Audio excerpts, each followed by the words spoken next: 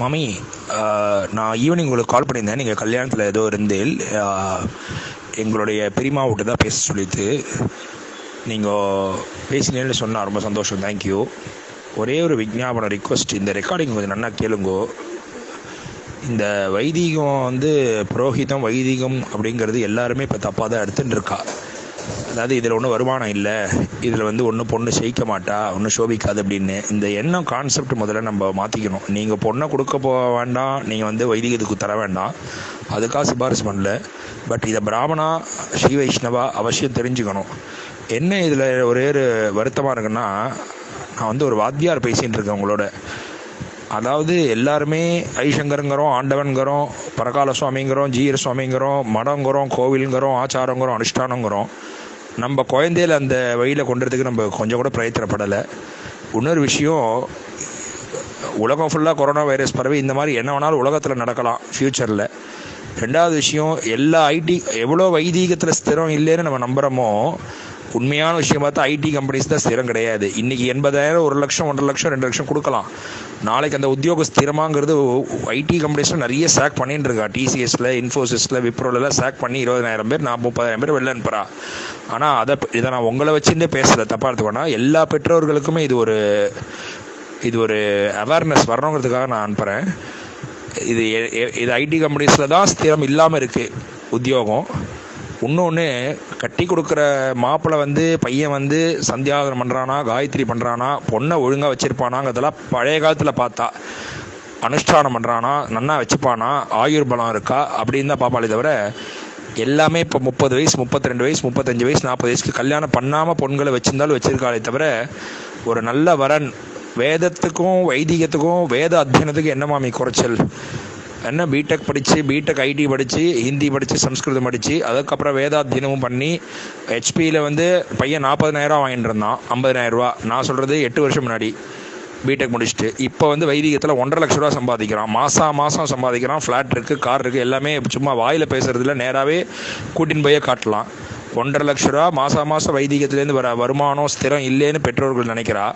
ஆனால் வெளிநாடு அமிச்சு தன் குழந்தையில வாழ வைக்கிறதுக்கு ரெடியாக இருக்கா. இந்த கலாச்சாரத்தை விட்டுட்டு, பாரத தேசத்தை விட்டுட்டு, இது ஒரு ஃபேண்டஸியாக போயிட்டு இருக்கே தவிர குழந்தைகளுடைய லைஃபுக்கு ஒன்று க்ஷேமமாக போகிற மாதிரி தெரியல.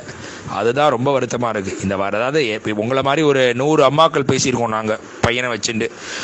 எல்லாருமே வைதிகம் வேண்டாம், புரோகிதம் வேணான்னு சொல்லலாம், இன்றைக்கி நன்னா இருக்கும். ஆனால் என்ன மனசில் நன்னா போட்டுக்கணும்னா, இன்றைக்கி பாரத தேசம் ஓரளவுக்கு இன்றைக்கி நன்னா இருக்குது, இன்றைக்கி நம்மலாம் நன்னா சாப்பிட்டுட்டு நம்ம குடும்பங்கள்லாம் இன்றைக்கி சௌக்கியமாக இருக்குது, நன்னா இருக்குன்னா சத்தியமாக அதுக்கு காரணம் நம்ம முன்னோர்கள் பண்ணுற தபஸும், முன்னோர்கள் நம்ம அப்பா அம்மா, நம்ம தாத்தா பாட்டி பண்ணின சந்தியாவந்தனங்கள், பாராயணங்கள், ஜபம், தபம், கோவில் புனஸ்காரம். இதுதான் இன்றைக்கி நம்மளெல்லாம் நன்னா வச்சிருக்கே தவிர எந்த விதமான லௌகீக விஷயமும் இன்றைக்கி நம்மளை காப்பாற்றின்னு இல்லை. நம்ம பெருமாள் தான் நம்மளை காப்பாற்றின்னு இருக்கார். இந்த க்ஷேத்திர பெருமாளையும் இந்த ஃபுல்லாக வைதிகத்தில் இருக்குன்னா ஒன்றும் பயப்பட ஒன்றும் வேண்டாம். நம்ம ஒன்றும் வருமானம் இல்லாமல் ஒன்றும் வைதிகத்தில் இல்லை. என் குழந்தைய பார்த்த வரைக்கும் நம்ம பையனை பொறுத்த வரைக்கும் 30 நாளில் 26 நாள் 28 நாள் சம்பாதிக்கிறான். என்ன குறைச்சல்? ஐடி கம்பெனியில் கார்த்தால போனால் ராத்திரி வர போகிறா, சனி ஞாயிறு ஒர்க் பண்ணுறா சில பேர். சரி, 6 நாள் வச்சுனா கூட 5 நாள் வச்சுனா கூட உழைக்கிறா. யாருக்கிட்டேயோ உழைக்கிறா. நம்மளுடைய படிப்பையும் நம்மளுடைய தன்மானத்தையும் கௌரவத்தையும் நம்ம கொண்டு போய் அடமானம் வைக்கிறோம். என்னைக்காவது ஒரு நாள் கூட உன் பர்ஃபார்மன்ஸ் சரியிலேருந்து வெளில அனுப்ப தான் போகிறான். எவனாக இருந்தாலும் சரி, எந்த உத்தியோகத்துக்குமே ஸ்திரம் கிடையாது. வைதிகத்தில் மட்டும் என்ன ஸ்திரம் இல்லாமல் நம்ம கண்டுட்டோம்? வேதம் அனாதி புருஷம். வேதம் தொன்று தொட்டான சொத்து. அனந்தாவை வேதாகான வாக்கியம் இருக்குது. வேத அத்தியனம் பண்ணி வைதீகத்திலிருந்து வர வருமானம் ஸ்திரமான வருமானம். அரிசி இருக்குது, பருப்பு இருக்குது, தேங்காய் இருக்குது, வேஷ்டி இருக்குது, பணம் இருக்குது, நல்ல ஃப்ரீடம் இருக்குது, டைம் இருக்குது. காத்தால ஏதோ குழந்தை 7 மணிக்கு 8 மணிக்கு போனான்னா 10:30 மணி 11 மணி இல்லை 12 மணி ஆனாலும் ஆற்றுக்கு வந்துட போகிறான். ஹோல் டே ஃபேமிலியோட ஸ்பெண்ட் பண்ண போகிறான்.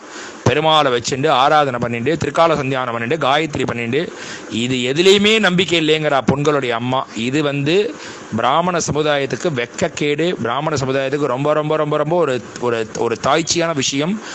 இதனால தான் திமுக காரணம் இல்லை யாருமே நம்மளை மட்டம் தட்டி பேசுறதுக்கு என்ன காரணம்னா, நமக்குள்ளேயே விட்டு கொடுத்துக்கிறோம். நம்ம குழந்தையில கொடுக்க மாட்டேங்கிறோம், நம்ப மாட்டேங்கிறோம். அதாவது நமக்கு கொடுக்கலன்னு சொல்லலை, வைதீகத்தில் ஸ்ரத்த போயிடுத்து, வைதீகத்தில் நம்பிக்கை போயிடுத்து. நம்ம எல்லாமே ஹாபியாக தான் பண்ணிட்டு இருக்கோம். பெருமாள் புனஸ்காரம், ஆச்சாரம், அனுஷ்டானம் எல்லாமே ஹாபி. அப்படின்னு மடிசாரை கட்டிக்கிறது, இப்போ அஞ்சக்கச்சை கட்டி எல்லாமே ஒரு எல்லாமே வந்து ஒரு ஸ்ரத்தை இல்லாமல் தான் பண்ணிட்டு இருக்கோம். போகிற குழந்தைகளுக்கும் சந்தியாவனம் கிடையாது, ஒரு காயத்ரி கிடையாது, ஒரு அனுஷ்டானம் கிடையாது, ஜபம் கிடையாது, தபம் கிடையாது. ஒரு ஃபேண்டசியில் மிதந்துன்னு இருக்கா. இது வந்து எவ்வளோக்கு எவ்வளோ சாத்தியம் தெரியாது. ஆனால் ஒரு நாள் வரும்.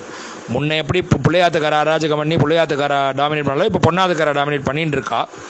இது ஒரு காலம் மறுபடியும் திருப்பி வரும். அப்போது டெஃபினட்டாக இந்த எத்தனை ஜென்மம் எடுத்தாலும் டொனால்ட் ட்ரம்ப் வரட்டும், பில்கேட்ஸ் வந்து யார் பிரசிடெண்ட்டாக யார் கண்ட்ரி மாறினாலும், எந்த கண்ட்ரி போனாலும் பாரத தேசம் வைதீகம் வேதம் நம்மளுடைய சனாதன தர்மத்துக்கு ஈக்குவல் அனுஷ்டானம்.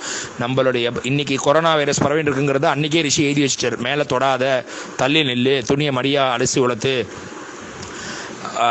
டிஸ்டன்ஸ் தள்ளி இல்லை, வாசலில் சாணி போட்டு கோலம் போடு, ஆச்சாரமாக இரு, அனுஷ்டானமாக இரு, மடிப்பாரு அப்படிங்கிறதெல்லாம் ரிஷி சொல்லும்போது நம்ம அதை நம்ப மாட்டேங்கிறோம். இன்றைக்கி அவன் கொரோனா வைரஸ் உலகம் ஃபுல்லாக தொற்றினோன்னா 3 அடி டிஸ்டன்ஸ் வைன்னு இன்றைக்கி அனுப்பிச்சுட்டு இருக்கான் வேர்ல்டு ஹெல்த் ஆர்கனைசேஷனில்.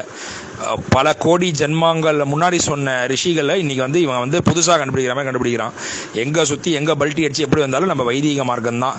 நாளைக்கே நம்ம குழந்தைய கல்யாணம் பண்ணி கொடுக்கணுனாலும் ஒரு வாத்தியார் வேணும், ஒரு வைதீகம் வேணும்.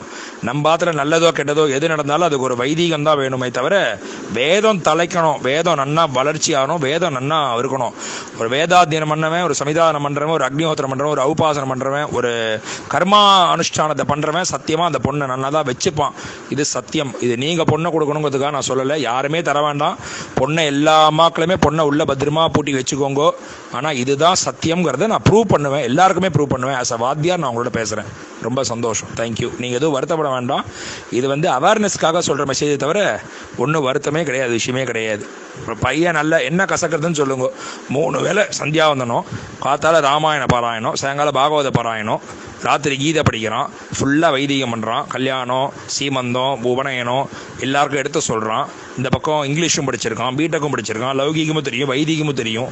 இதில் மாதம் 1.25 1.5 லட்ச ரூபா சம்பாதிக்கிறான். கார் இருக்குது, ஃப்ளாட் இருக்குது.